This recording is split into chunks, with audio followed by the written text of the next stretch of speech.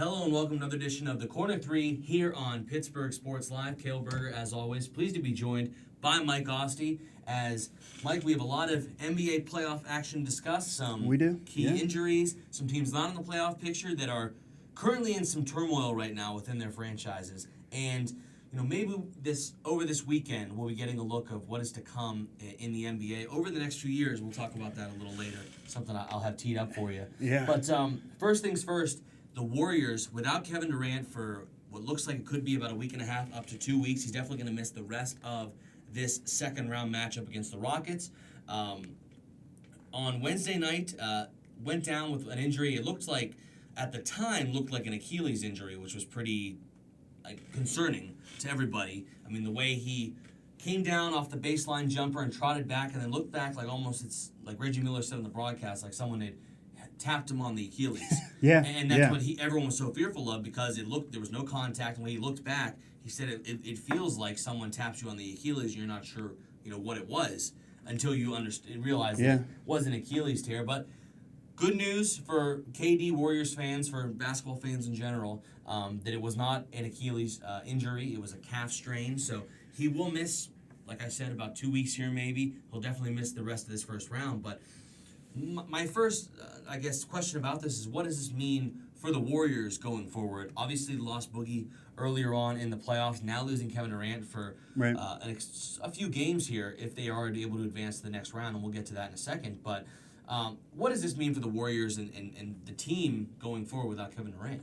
Well, it definitely changes the Warriors for sure. And you even saw that the rest of the game where Steph Curry, who has not had a solid playoffs, has not played well in these playoffs, had to really step up, and the Warriors kind of reverted back to where they were prior to Kevin Durant joining the fold, where they were when they won a championship without Kevin Durant and won 73 games without Kevin Durant, where it was a lot of the Splash Brothers, and it was a lot of Steph Curry and Klay Thompson, and in particular, Klay Thompson and Steph Curry both having struggled in most of these playoffs in which Kevin Durant kind of really carried them to this point. But we saw towards the end of that game after the Durant injury where it appeared like he got tapped on the Achilles, maybe even got shot there, is what Charles Barkley described it as. Like you feel like you got shot and then you kind of jump up, and then it appeared way more dire than the reports are now, especially for what former athletes are saying that have suffered this same injury. Charles Barkley, again, in particular, they couldn't believe that he could return at all in these playoffs, which right now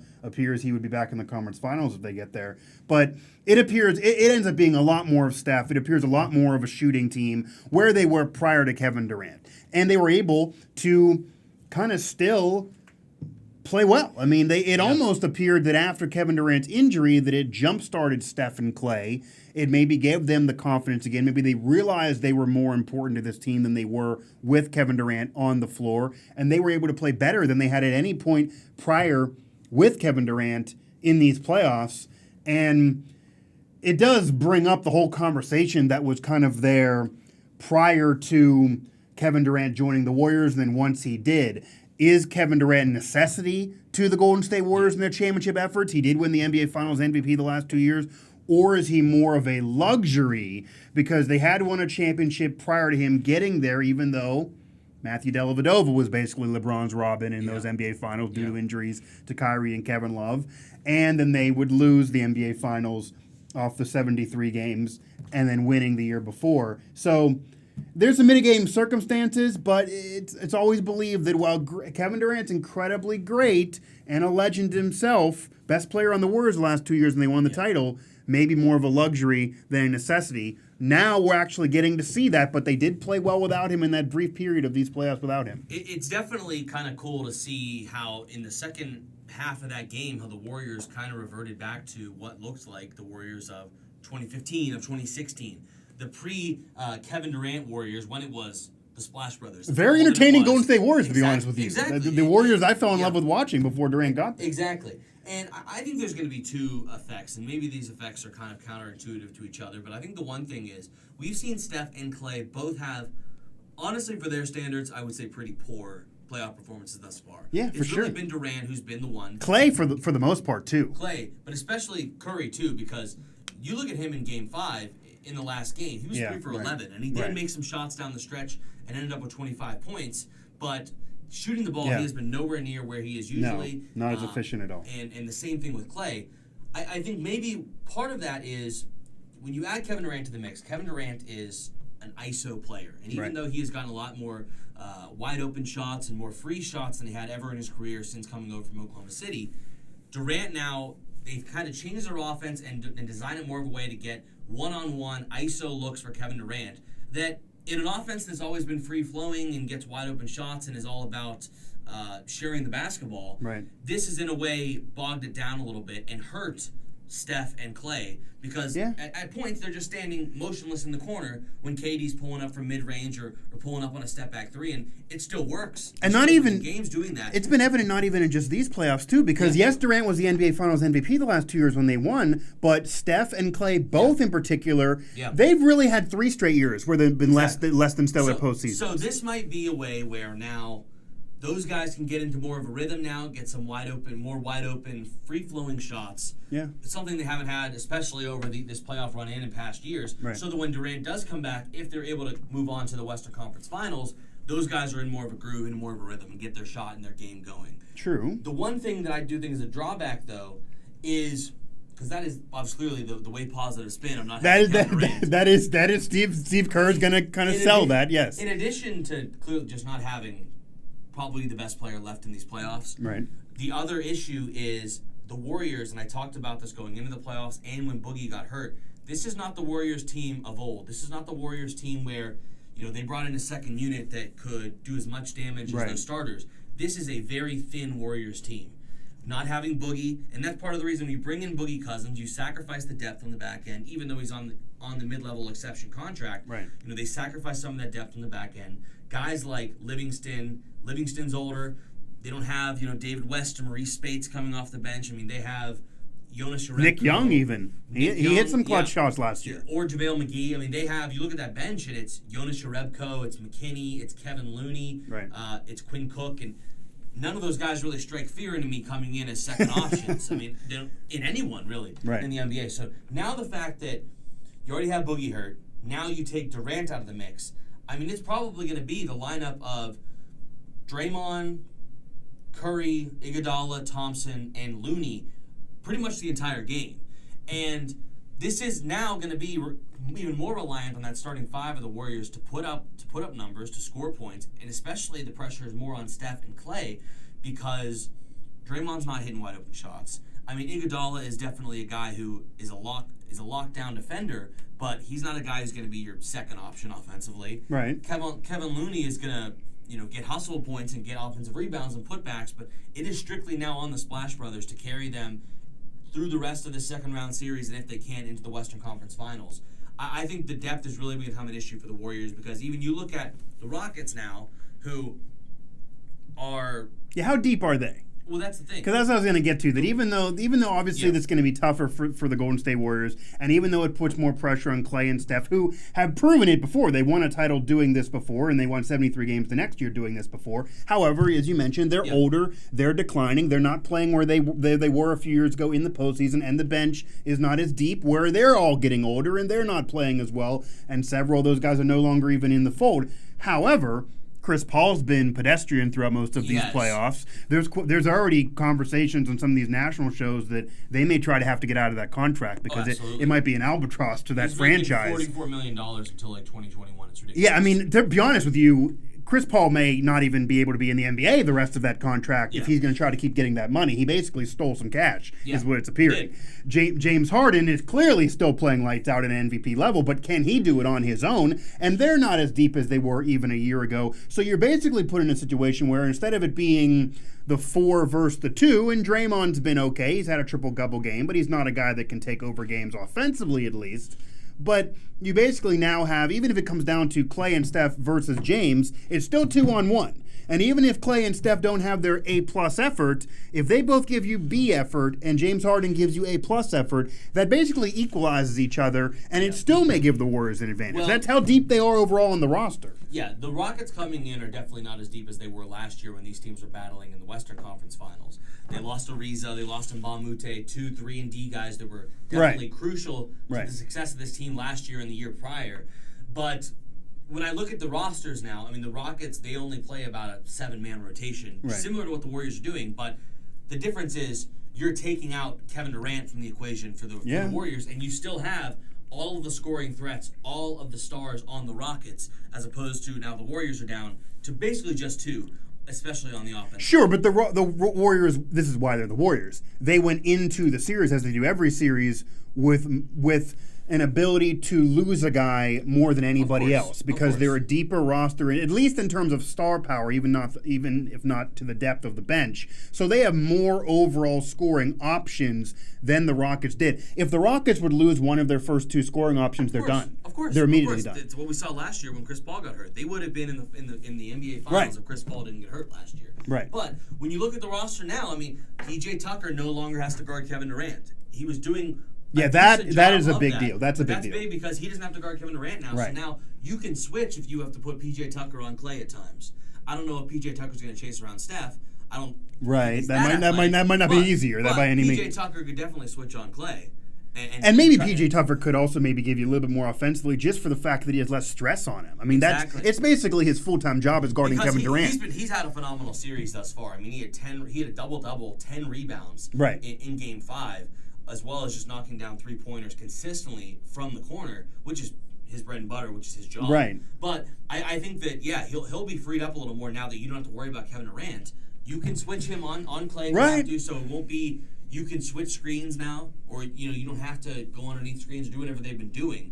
I mean, you can kind of have some switches now in this lineup, and he also, I think, can have some pressure lifted off his shoulders because if he's guarding Andre Iguodala now and not the best offensive player in the league, Kevin Durant, I mean, it's that's such a weight off PJ Tucker, a guy who's already playing phenomenal basketball in this series. Right. But I really think the Rockets have a good chance to extend this to Game 7 tonight. I mean, we know this supporting cast plays light years better. Extend it, but to actually win the series? I think they can win the series. I think especially... Because that's really what they have to do. They lost in 7 last year. I definitely think they're going to win it tonight. I think the way that supporting cast plays so much better at home, especially Chris Paul, especially Eric Gordon, Capella as well.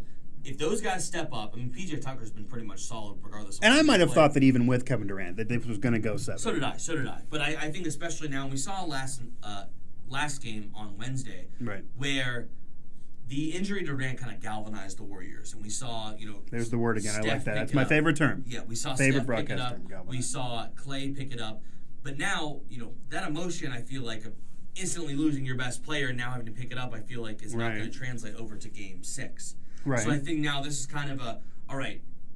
We're restarting. This is a restart of the series in a way where now Durant's not on the floor, and I think that benefits the Rockets playing at home. And I think now going back to Golden State, even though that crowd's going to be electric, even though maybe the supporting cast of the Rockets doesn't step up as much on the road and especially in that building, I think that now with Durant out of the equation, I think the Rockets have a better chance than maybe they've ever had during this Warriors dynasty to beat the Warriors. I mean, that's a factual statement pretty much. They do have a better chance than they've ever had to beat the Warriors, especially this formation of the Warriors, because this is the first time they're going to be fully loaded. Chris Paul at least is healthy, even if he's not giving you what he did years ago as an all-star, and Kevin Durant is not there. So this is basically this is pretty much what the Rockets have kind of secretly been saying and kind of even ushered with some subtle comments that, hey, the Kevin Durant being there, a little unfair. If Kevin Durant's not there, this would have been exactly a fair situation. It would have been our best versus their best. Daryl Morey has kind of even said on national shows that them bringing in Kevin Durant is within the rules, but it did make it very lopsided and kind of unfair. If you're playing a pickup game, this wouldn't even have been allowed. So now if you take Kevin Durant out of the equation, those excuses would then be gone. That would be gone. This basically would be playing the Warriors without Kevin Durant. Granted, we know about the benches, but both teams have lost players from where they were a few years ago. Yeah. So this is the Rockets' by far best opportunity. James Harden is playing even better than he was a few years ago, actually, if you want to make an argument for improving in that scenario. This would take all the excuses away. And the issue also is, though, it's weird. As much as the Warriors want to continue a dynasty, the pressure continues to even be greater now on the Rockets with Kevin Durant out of there, because now they have no excuse at all. They can't go into the offseason and say, well, Kevin Durant was the difference maker. Well, he's not there now. Chris Paul's healthy. This is it now. And the fact that they hadn't won, they hadn't done this, the Warriors just beat them. There's a bunch of guys that haven't won championships, including their head coach. This is still tons of pressure, arguably now more so with Kevin Durant being hurt. But who knows? It's still going to be tough sledding. The Warriors are still a great team. They're still very star-studded, even without Boogie and without KD. They're not as deep, but that's the advantage of being the Warriors and building the team the way they did. They have so many stars they can afford to lose one. And there's even a possibility that no one's really, and they're never going to mention, but isn't really getting discussed that much, that they don't want to be without him the entire playoffs, I'm sure, because that would really put the title in jeopardy. But Steph and Clay may sit there secretly texting just one-on-one instead of the group text saying, we want to show that we don't need KD to win this championship, especially when you go in the offseason and there's free agent meetings, and he already may have decided that he's going to leave for his legacy. But I'm sure they'd love to be able to sit there and say, yeah, you were NBA Finals MVP twice, but we've won now 2 titles without you. Or at least we won a series against the Rockets en route to another championship with you without you. We can do this without you. It's easier with you, but we can do this without you. And Draymond in particular may love saying that based on the show we had in the regular season and that rivalry. They put all of it to bed, but in the back of their mind, I'm sure that they still want to prove that a little bit. And even if Durant returns in the conference finals and ends up being the MVP again, if they win this series without him, they will have proved that a little bit. And it might be a ding to Durant's legacy again. And I do think this is kind of, I guess, bittersweet in a way where we're seeing in a time where in 2 months' time, this could be the end of the Warriors. Right. As we see them recently constructed, it's kind of bittersweet that we're seeing them go back to, the team that started it all, the big three that started it all with Steph, and Draymond. But, I think this is it's really important for the Warriors here because, I mean, if this goes to a Game 7, Game 7 could possibly be the last game in Oracle. Right. And they haven't played well there this year. The last game with this group of guys with, Clay could move on. He could move on. Durant, I think everyone believes is going to move on, especially probably with this injury now. And if they can advance without him, I think his ego will not. Yeah, if they win this series without him, he has to leave, basically. So I think this is kind of a really cool way this has ended up because it could be the last game in Oracle ever. It could be the last of this Warriors dynasty that a lot of fans have suffered through and a lot of fans have enjoyed. It's been kind of split that over the last 5 or 6 years here or so. Right. So I think it's going to be a lot of fun. Game 6 tonight, I think the Rockets will win, and I think that they will go on to Game 7. You know what? Are you going to do it and curse the situation, basically? Yeah, I'm going to do it. I don't care because I'm going to finally get one right. I think the Rockets are going to win the series. Okay. I also will say, though, Chris Paul has definitely not shot the ball well, but I think everyone's underestimating the impact that Chris Paul has still had on the series. He's still giving assists. He's still been phenomenal defensively. He's gotten steals. Picking guys' pocket. Just cookies out of the cookie jar. He's been phenomenal on defense. And just getting everyone else open shots. He is such a presence on the court, both on the offensive and defensive end. Yeah. So that he's still having an impact. He's definitely not doing it in the scoring column, but Chris Paul has been the prototypical point guard for 15 years now. Yeah, he's giving he's still giving you that like Jason Kidd type of game now, whereas years ago he would give you more of the Steph Curry game with a lot more points. But that's fine. I don't know if they want to pay for Jason Kidd now though, because this is Jason Kidd older. Of course, the contract's still. I'm not denying that the contract's awful, but in the way the Rockets are currently constructed, it's clear that James Harden is the scorer, the guy, and. Would they like him to knock down more shots, Chris Paul? Absolutely. But I don't think that he's having a zero-sum effect on this series. I think he's having an impact and playing good basketball, just maybe not knocking down the shots from the field. But I'm not as confident as you, though. I'm still going Warriors. They're still deep without Durant. This is almost an evenly matched situation now without Durant. They still have the edge. They're still able to win and play well in the fourth quarter when Durant went down. I think we'll see the killer instinct from Harden, and I think we'll see him finally capitalize on this situation and cement his MVP status by knocking off the Warriors in this, albeit a weekend situation. I think that all time he needs one of these all-time legacy. A lot of this for Harden, maybe even more so than Chris Paul right now. I though will say I almost want the Rockets to do that just because, and I noticed this when I put a little tweet kind of hinting that the Warriors would still win. Rockets fans are very, very emotional, and they're the most snowflake of any sports fans around right now. There's a lot of those fan bases out there, but the Warriors are. The Warriors fans Maybe, like that too. yes, but they at least have the ammunition of winning. The Rockets seemingly their fans are so emotional because I think deep down they realize that if they don't do it now, the Warriors getting Durant basically screwed their era forever being a championship situation, and they don't like that clearly. And the reason why they gave that contract to Chris Paul is because they were going all in. Clearly. Right. And they had to pay him to keep him there. And he wasn't going to come for 1 year unless it was the full max of the five. Exactly. Yeah, right. The other quick thing, though, note on this series, and I kind of just had an epiphany watching Game 5 in Oracle.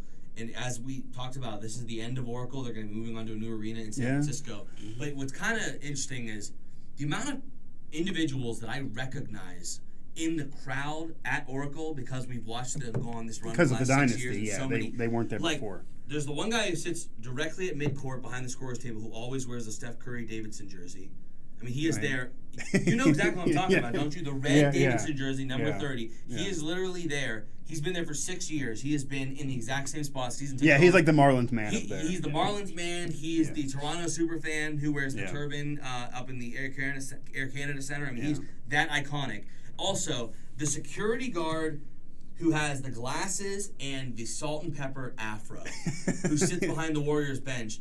This man has legitimately been there, I guess, forever. Yeah, but I mean, he's so Oakland vibe. He is Oakland. He is Oakland. Yes. And it's just funny that the way they've gone in this run, how many people I've recognized, when they zoom in, you see they got people in the background in the crowd. I'm like, also, I love that E40 just sits literally on the Warriors bench. I mean, that's phenomenal. And are they going to go across the bridge? I mean, are they going to be doing as consistent every single game, every playoff game? I don't know. Especially if the Warriors break up, that'll be interesting. If the fan base and the celebrities that we've seen, and especially the ones that rep Oakland, if they continue to support this team, even though they're moving across the bay.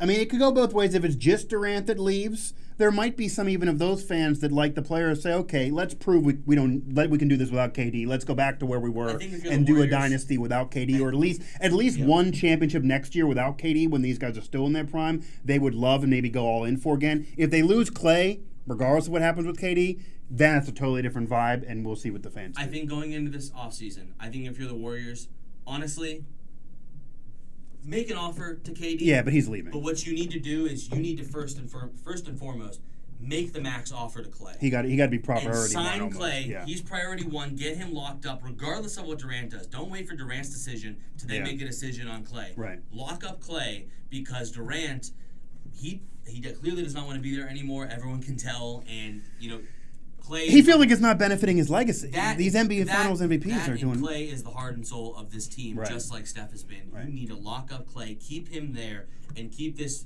dynasty going as much as you can. Because I think if you keep Steph and Clay, they could win again. Draymond, they could still win. Yeah. And you know what? If you don't have KD, you can refurbish that bench again as well and get that depth back that made him so good early And it's on. another year of Chris Paul being even older. There's question marks still around some of these teams we're going to bring up here in a second. It wouldn't be as long as if they had KD who could take over games and drag them through series. Yeah. They'd have a 2 or 3 year window still for maybe one more championship, a couple more finals without KD. And I think that even if they only got one more, that would really be a difference to the overall legacy, especially of Steph and Clay, and especially Steph if they win a championship without KD again. Because you can bring up mitigating circumstances to the Cavs, the first one. If they do it now, then there would be nothing to say. Yeah, and it would really ding KD's legacy. Then he would basically need a championship later in his career elsewhere in order to legitimize what he's done so far, unfortunately. So also, two of the iconic franchises in the sport, both in some turmoil. The Celtics obviously eliminated in 5 games by the Milwaukee Bucks. Kyrie Irving really the point of emphasis in this series with the way he played. He was atrocious, if we're being honest, especially in the last few games. Yeah, look at this image right here. Yeah. His facial expression, that Washington Post. Looks disinterested, looks petty, as we know that he has a tendency to be, and now all the talk is kind of maybe he goes back and joins up with LeBron in LA, another franchise who's having a really awful offseason. Obviously, Magic Johnson deciding to step away in favor of Twitter, and they were trying to get Ty Lue, the preferred coach for LeBron. I'm still not sold on why you would want Ty Lue as your coach, but what I will say is they offered Ty Lue a 3-year contract when every other Right. Recent NBA coaches getting 5 years, and they didn't offer him money consistent with an NBA title-winning coach. Right. Which, regardless of your thoughts on Ty Lue and how much of an impact he had on that title He still in won. 2016, he still won it. He was still the coach. And they kept going to the finals. It wasn't like it was one isolated year. It Exactly. was it was 3 straight years as him as the head coach in the NBA Yes. Finals. He did win, and 1 out of 3 against that Warriors team. Exactly. So my question is, what franchise is currently the bigger dumpster fire right now? Who's in the worst situation? I mean, I think the Celtics. Here's what I'll say. I think the answer is clear, but it's a question. Yeah, the answer is, I think, is clear that it is probably the Lakers because Right. that front office is a train wreck. Right. Jeannie Buss, I don't think has any clue what she's doing. Rob Pelinka, I think, is in over his head, and Right. she is just, I think, clearly focused on hiring former Lakers. Dude, hiring there's their rumors friends. Kurt Rambis might be the head coach, and yes, he's a former Laker player, but the man he's had experience as a head coach, And it wasn't did, good. It did not go well. Exactly. Did not go well. Exactly. And you didn't even, if you're looking to hire former Lakers, you lowballed Ty Lue. Yeah, he played for the Lakers, absolutely, Exactly. But she clearly, she seems like she has no clue what is going on or has no clue how to run an NBA franchise.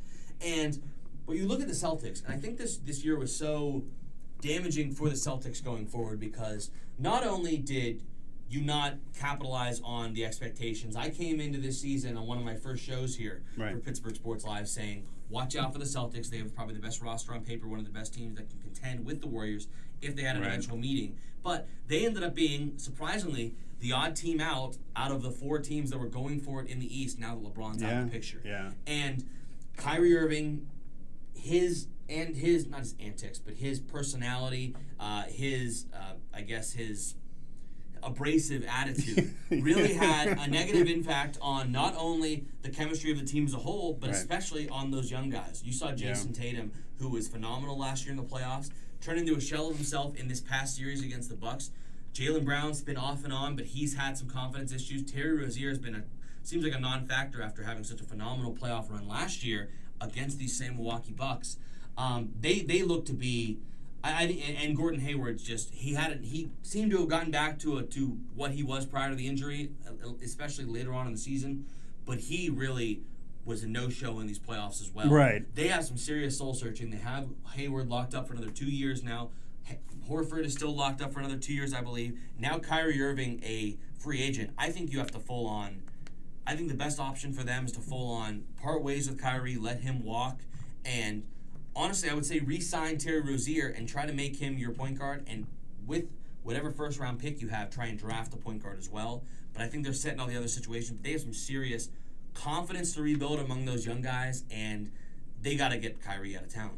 While the Celtics certainly have been a disappointment and certainly have some work to do, and they certainly have some work to do on and even off the court in terms of locker room chemistry, in terms of trying to mend all this drama, inadvertent or intentional, we're never really going to know because we're not in the mind of Kyrie, which would be a wacky place, I'd imagine. The earth is flat. We're not even sure the earth being flat or round, let alone where he wants to play basketball. Yeah. However, for my best Stephen A. Smith, however, it's not even really close. The Celtics are at least coming off of consistent playoff appearances. They at least have the luxury of young players that even though the Lakers may like some of their young players, these Celtics young players are battle-tested. And they're set up better than anyone else, I think, going forward. For the future, and kind of the argument you're making is basically going to happen whether they want to or not. It does appear that Kyrie's going to almost choose to leave. He doesn't appear that he wants to even be there, from what many are saying. So they're going to have that fixed regardless of what they could even do. So it's going to accidentally be fixed in a way. And last year in the Eastern Conference Finals, they were a Game 7 away against LeBron in his last round with Cleveland from going to the NBA Finals without Gordon Hayward, without Kyrie Irving. That brings up the whole argument of where you're alluding to that they actually might have played better and might be a better team for the actual word of team without Kyrie. And I think what they showed last year in that playoff run is it's time now for the Celtics to go full in on the young guys. Even if they maybe aren't ready yet to take the reins of this team, right? You need to make sure that it's now going forward. It's the big three of Rozier, Brown, and Tatum.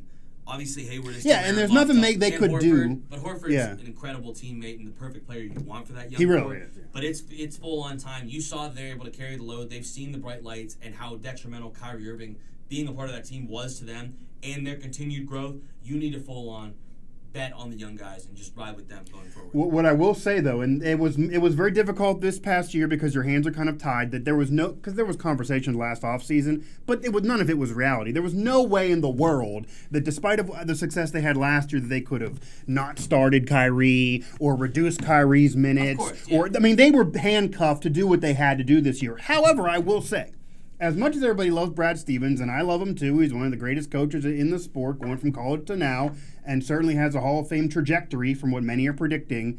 He's a mastermind. He's the younger Greg Popovich, or many are saying. However, you gotta give him some blame. It's like he's being taken away from the equation. Yes. And here's the reason why you can still throw some blame at his doorstep. I understand that you still had to give minutes to Kyrie. I understand that Kyrie's still going to start, and that's obviously just right there going to take from Rose and going to take from a few others and Tatum. Just by starting Kyrie where he wasn't in the conference finals, you're immediately going to take away from them. And emotionally, they might be pissed. That might take away from their game, even if they're handling it maturely. So that's going to take something away, and you had no choice. The way he handled the Gordon Hayward situation is where you throw some blame in his direction. He rushed Hayward back.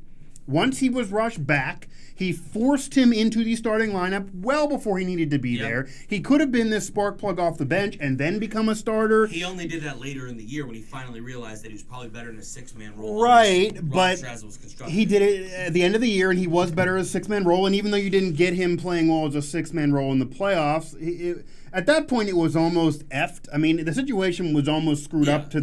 He couldn't get in a rhythm. He didn't know where he was going to be in the lineup. He wasn't hitting his shots, but he also wasn't taking that many shots. He seemed like he didn't know what he was doing or what his role was or what the coaches wanted him to do in these playoffs. So why is that? Well, the reason why is from how he was handled in the regular season by rushing him into the starting lineup prior to then getting him into that six-man role. And I don't know if that was from a personal relationship from the days at Butler. It may very well be. I don't know if that was from the fact that they paid him a lot of money and that he was signed to that big deal out of Utah, and Danny Ainge might have forced that along. So I don't know where any of that comes from. We're not a part of the Celtics management. However, if Danny Ainge is going to publicly say that he gives so much leeway to Brad Stevens, he trusts him so much for basketball operations, basketball on the court, he's the head coach, he's the mastermind on the floor, he's controlling the roster. If that's what Danny Ainge is selling about the roster on the floor, then you have to blame Brad Stevens for what happened for the Gordon Hayward handling throughout this season. If that's not really the case, then Danny Ainge is flat lying. Then the blame goes to Danny Ainge. So one of the two of them mishandled this throughout this year and have to take some blame. I think it was definitely Brad Stevens, and I think a lot of us, including myself, got some false hope when this team swept the Pacers in the first round. Granted, it was a Pacers team where their top scorer was Thaddeus Young or that's exactly it. I think that masked the issues because it was a weaker Pacers team. Exactly, but everyone kind of got okay. They figured things out, and I kept saying for weeks and weeks here on this very show, maybe the Celtics have figured it out because they looked at times like they had figured it out, but it took to go up against a deep, talented team like the Milwaukee Bucks to really expose them. Right. And I think the thing for Brad Stevens that really is kind of a knock on him in the team's performance this season is consistently year in and year out, Brad Stevens' teams have played hard and exceeded expectations and overachieved. This is the first time, I think, in his career. Even to last year because of the injuries in the playoffs. Even back to Butler. Oh, certainly Butler. Yeah, certainly in Butler. In his career as a head coach from my knowledge, that I think a Brad Stevens team is underachieved. Going into the season, throughout the season, going into the playoffs, throughout the playoffs. But even including Gordon Hayward, they didn't have that many injuries this year. He eventually got back healthy. They mishandled that. Kyrie's situation, it seems, kind of was mishandled. The young players were mishandled. Yep. A lot of disappointment and a lot of mishandling this year. However, they're much better set up for the future. And certainly next season, even if you just take Kyrie off and you do nothing else and they get nobody else, they don't make an AD trade or they do nothing else, they're still a much better situation than the Lakers. And what I do want to say on LA, that I know that Tyronn Lue, he's certainly not any miracle fix. This is not like bringing in Phil Jackson years ago when Kobe needed him. They had that middle-of-the-road period after Shaq left where they were just basically him shooting up a bunch of shots and they were missing those and they weren't winning. They weren't a playoff team. He begged Phil to come back. They mended the fence from the book. Phil came back. They brought in Gasol. They're able to win 2 more titles and go to another finals. That's not what this would be with Tyronn Lue, even though he's won a championship. However, is still a coach LeBron's familiar with. It's still a coach LeBron's had success with. It's like an Eric Spoelstra where LeBron kind of did make him. He was able to have bolster his resume, maybe get him in the Hall of Fame someday. It's not like a Popovich or a Phil. However, the continuity with LeBron is key, and I think what needs to happen right now to kind of fix this mess, this dumpster fire, LeBron, who has seemingly controlled every single management and every single team he's been with his entire career since his rookie year, whether he wants to admit it or not, he has. He needs to grow a pair and call Jeannie Buss, Pelinka. I don't know who it is. They need to do a conference call because I don't think they're not even sure who the phone call needs to be made at. Well, he didn't even know that he did not even heard from Magic Johnson. Yeah, right. Like similar to how Jeannie Buss didn't know, but he didn't know that Magic Johnson was going to resign. And that's clear who he originally spoke to when he made his decision was he wasn't in contact with Rob Pelinka. No, and as much as Magic, I think part of this is Magic kind of saw the writing on the wall that I'm god of basketball. Nobody ever criticizes me now. This is clearly not going to go well. This is clearly. Even LeBron's basically saying on some of his shows, I would have went to LA anyway. So you're taking away the only thing I did well. Yeah. This is not working out. There's other things going on, but I want to get the hell out of here so that my legacy can kind of be secured a little bit. Yeah. Anyone who's smart, though, that didn't work, Magic, because he basically screwed LeBron over. He disrespected him by not calling. If you're going to quit something, like if you don't want to do the corner three anymore, you got to send a text. Like there's not even a communication. It's just a pure disrespect.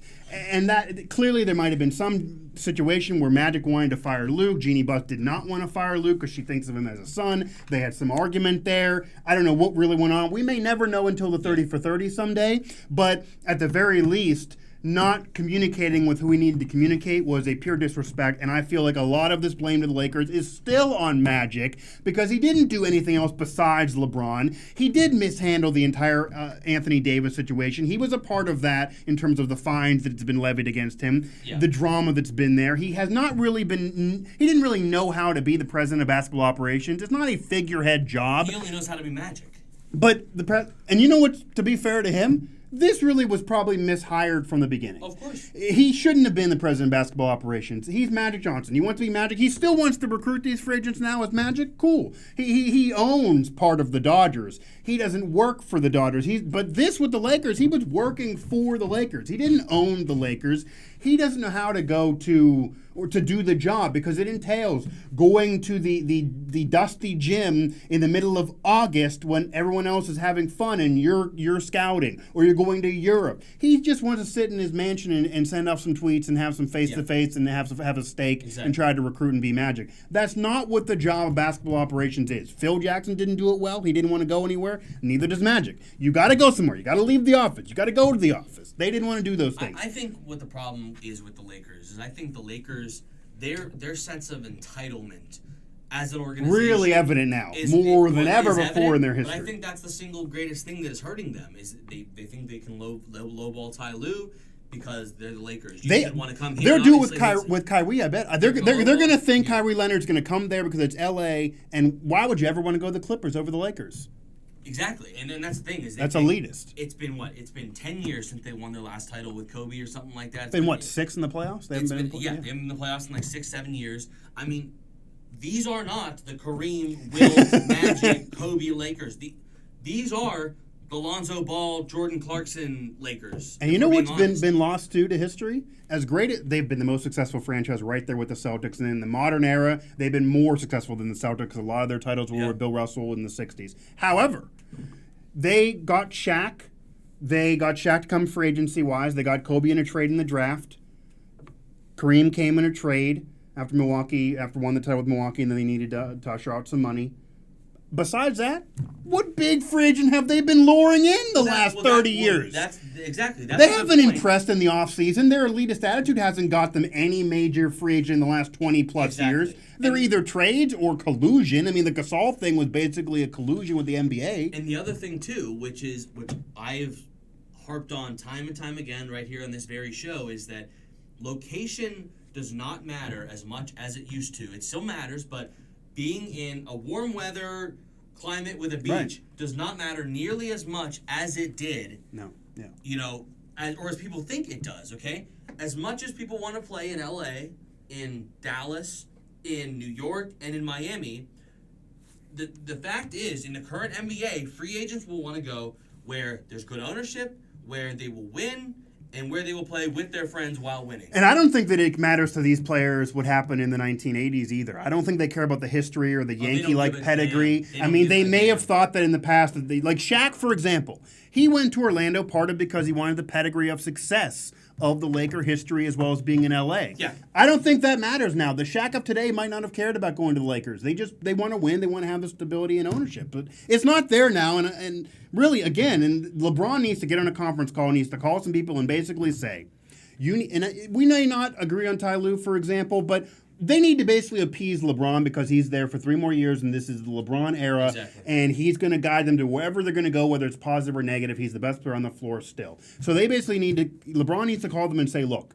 hire my guy, offer him a respectful deal for his resume, do this, this, and this. I am now trying to recruit Leonard. I'm trying to do these different things. We're trying to Anthony Davis in a year. Do what I want to do right now, or I'm going to publicly request a trade. An additional thing with this Ty Lue situation, they did lowball him with the offer. But the other caveat in that situation, the other part that points to their elitist mindset, how entitled that they are and they think they can go do whatever they want because they're the Lakers, they were trying to pick Ty Lue's assistants for him. Yeah. They were trying to get him to bring on Jason Kidd as his top assistant. They were trying to pick for him who was going to be on the bench aside him.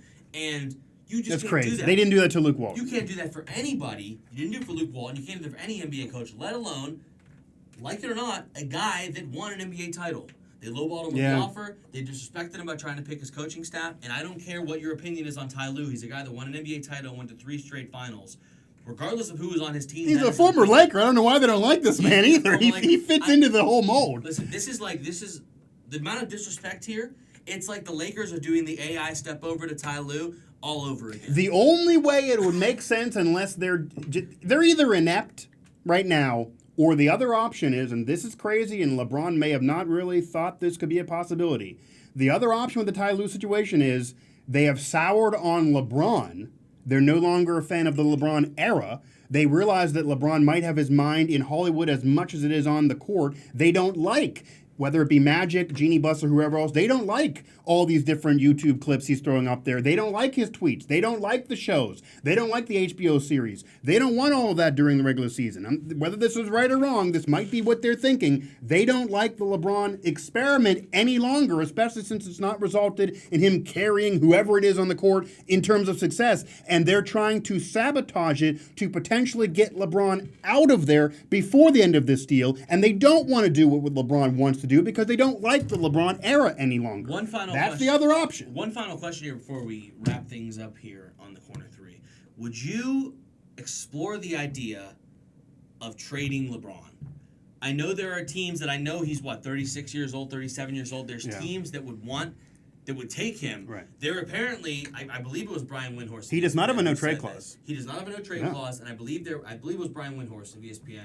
I'm sure. We'll give him credit. Who reported this. Him or McMenamin. He's basically covering LeBron. McMenamin or Rachel Nichols, one of the 3, right. said that there were teams that inquired this year about a trade for LeBron. One of them, probably the most notable, was the Denver Nuggets, who were trying to get to the Western Conference Finals now. That's a championship. Coming with the Blazers. That is a ship, and that is potentially tied for the Warriors as the best team in the NBA if you put LeBron on the Nuggets. Right. The Nuggets have draft picks. They have young talent. They have depth.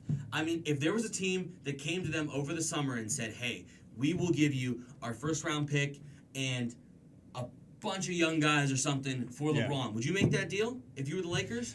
Well, They won't do it because they're idiots. But if that was the offer, it will depend on LeBron's value right now. Because as great as he is, and he's one of the top all-time players ever, forget the Jordan debate, he's inarguably, you cannot have an argument about this, top 5 all-time, certainly top 10 all-time, certainly the greatest of this era. However, he is getting older. There was some signs of decline last year. He's not able to carry you and I to the NBA Finals like he was years ago. Here's what I'll say, he though. still is a great player. It depends on the value. If what you're describing is the value for LeBron, I would pull the trigger on the deal. And if I'm LeBron, I might honestly want to get the hell out of there because he's never had this kind of pressure since before winning the Cleveland title, in the first tenure of Cleveland. Whereas now people are bringing up that with the exception of Elgin Baylor, who retired and they won the title his final year when he retired early in that season. There's never been a Laker all-time star that's never won a championship, at least on the Lakers, which is weirdly true. LeBron would be the first. So he doesn't want those things being said. He does get bothered by the national media conversation. And if he can get out of there with 1 year of just complete dumpster fire, they would maybe give him the mulligan. He can go try to do it somewhere else in his career. However, LeBron went to LA for more than basketball. He went there for Hollywood too. I don't think he wants to go to small markets. No, he doesn't. I don't think he wants to go to Denver with no other stars.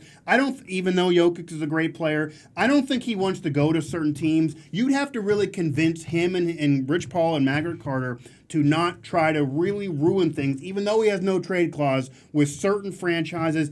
I don't know the solution. I doubt that's going to happen. No, of course not. I think the interesting thing that I saw brought up. He should maybe apologize to Kyrie though and say, Kyrie, come help me in LA again. They clearly already had that discussion, and it seems like those guys. Not to say that they need each other to be successful, but especially Kyrie. Kyrie has shown over the last 2 years that he cannot be successful on a team where he is the alpha dog, he is the guy himself. And Even though he wants to. And I think what he's realizing is he's acknowledging that, and he's realizing that, and I think he's coming to terms with it. And I don't think Kyrie's a guy who's, as much as he can be a little bit of a nutcase at times, I think he's realizing in an act of foresight and probably some maturity on his part, he's realizing now at a point of his career where he's only 27 years old still. He's got years and years ahead of him. Right. I think he's finally realizing if I want to be successful and I want to win titles, I'm not the guy to cut out to be the number one option. I'm not the guy to cut out to be the leader. And I think that's fine. And I think that's big of him to realize that. But I think that is the thought process of Kyrie right now. Right. But it's definitely interesting to see how this offseason unfolds for both of these teams going forward. Free agency is going to be crazy. I'm sure they're going to get in more shows like this. Free agency is going to be a phenomenal time here on the Corner 3 on Pittsburgh Sports Live. But we'll definitely be watching the games this weekend. There's potential that we will have 3 Game 7s on Mother's Day. Sorry, moms, we love you. We're celebrating on Monday because Sunday could be an all-time day, glued to the TV with 3 Game 7s potentially, and Game of Thrones at night, obviously. And the finale of one of my favorite shows on HBO, Veep, which is also on Sunday. Okay. I love you, Mom, but sorry. Send her a quick text in the morning. Yeah, I'll send her a text in the morning that, listen, I'm not going to be around. Without you, this wouldn't be possible, but I appreciate it. Thank you for bringing me into this world so I could be a part of this today. But once again, that's going to do it for us here today on the Corner 3 on Pittsburgh Sports Live. As always, make sure to subscribe. Helps us out a lot. Make sure to follow us on Twitter as well. So we find the subscribe button. Boom. There you go. Hit subscribe. Helps us out a lot. Follow us on Twitter as well. Follow me on Twitter at Cale_Berger. At Mike Asti 11 on Twitter. Catch up with me for all the dank memes, for all the NBA retweets, for all that stuff. It's all there, I definitely don't tweet myself a lot. That's something I need to focus on now that I'm no longer a college student, now that I have more free time, is composing my own tweets. I think that's something I need to do a better job of, and that I will do a better job of for all of you. Okay, for them. It's easier said than done. I appreciate you striving for greatness, Yes, but that'll do it for us here today on the Corner 3 on Pittsburgh Sports Live. Thank you for tuning in, and we'll be back next week for the remainder of the NBA playoffs.